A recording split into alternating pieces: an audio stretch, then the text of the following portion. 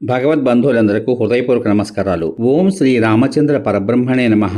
ఆపదామపహర్తారం దాతారం సర్వసంపదాం లోకాభిరామం శ్రీరామం భూయో భూయో నమామ్యహం. ఓం శ్రీ రామచంద్ర పరబ్రహ్మణే నమః. శ్రీ వాల్మీకి రామాయణం బాలకాండం 46వ సర్గ ఎందుగల 1వ శ్లోకం నుంచి 23వ శ్లోకం వరకు గల అన్ని శ్లోకముల యొక్క వచన భావసారాన్ని ఇంద్రుని చంపగల పుత్రునికై దితి తపస్సు చేయుట అనే కథగా విందాం. రామ ఈ విధంగా తన కుమారులందరూ చంపబడడం చూసి దితి చాలా దుఃఖిస్తూ మరీచి కుమారుడైన తన భర్త కాశ్యపుని, దేవా, నీ కుమారులైన దేవతలు మహాబలశాలులు.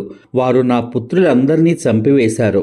నాకు గొప్ప బలం కలవాడు, దేవేంద్రుని చంపగలవాడు అయిన కుమారుడు కావాలి. అందుకై సుదీర్ఘమైన తపస్సు చేయాలి అని అనుకుంటున్నాను. నాకు అట్టి కుమారుని ఇవ్వండి. నేను తపస్సు చేయడానికి అనుజ్ఞ ఇవ్వండి అని ప్రార్థించింది. మహా తేజశాలియు మరీచి కుమారుడు అయిన కాశ్యపుడు ఆమె వచనాలను విని అతి దుఃఖితురాలగు ఆమెతో, తపోధనులారా, అట్లే అగుగాక, నీకు క్షేమమగుగాక. యుద్ధంలో దేవేంద్రుని చంపగల కుమారుడు నీకు కలుగుతాడు.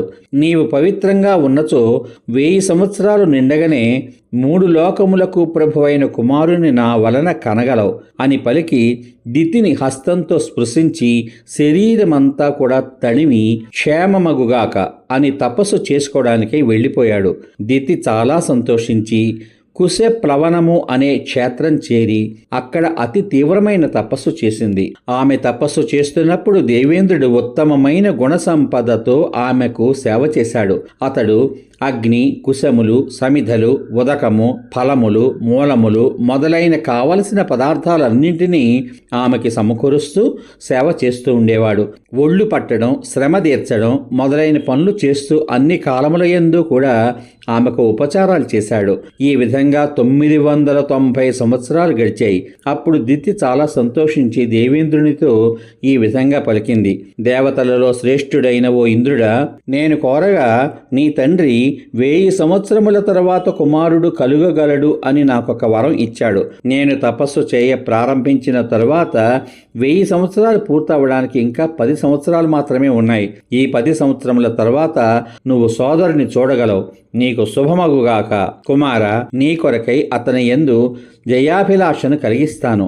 నీవు అతనితో కలిసి ఎట్టి బాధలు లేక 3 లోకాలను జయించి ఆ విజయానందాన్ని అనుభవించగలవు అని పలికింది. దేవేంద్రునితో ఇట్లు పలికి దితి మధ్యాహ్న సమయమునందు తలవైపు పాదాలుంచుకుని నిద్రాపరవశమయ్యింది. శిరస్థానమునందు పాదాలుంచి పాదములపై కేశాలు పడునట్లు వంగి నిద్రించడం చేత అపరిశుద్ధురాలకు ఆమెను చూచి దేవేంద్రుడు ఆనందంతో నవ్వుకున్నాడు. రామ, మిక్కిలి ధైర్యం గల ఆ ఇంద్రుడు ఆమె శరీరంలో ప్రవేశించి ఆమె గర్భాన్ని 7 ముక్కలుగా ఖండించాడు. 100 అంచులు గల వజ్రంచే ఖండింపబడిన ఆ గర్భం బిగ్గరగా ఏడ్చింది. ఆ శబ్దం విన్న దితి మేల్కొన్నది. మహా తేజస్సు గల ఆ దేవేంద్రుడు ఏడుస్తున్న ఆ గర్భాన్ని మారుద మారుద, ఏడవకు ఏడవకు అని అంటూనే ఖండించాడు. గర్భస్థ శిశువును చంపవద్దని దితి పలుకగా తల్లి మాటపై గౌరవం చేత దేవేంద్రుడు బయటికి వచ్చాడు. వజ్రాన్ని ధరించిన ఇంద్రుడు, ఓ దేవి, నీవు కేశములు పాదాలకు తగిలినట్లుగా పరుండి నిద్రించావు. ఆ అవకాశాన్ని చూచుకుని నేను యుద్ధంలో నన్ను సంహరించడానికి నీ గర్భంలో పెరుగుతున్న పిల్లవాణ్ణి 7 ముక్కలుగా ఖండించాను. ఇందులకు నన్ను క్షమించు అని పలుకుతూ ఆమెకు నమస్కరించాడు.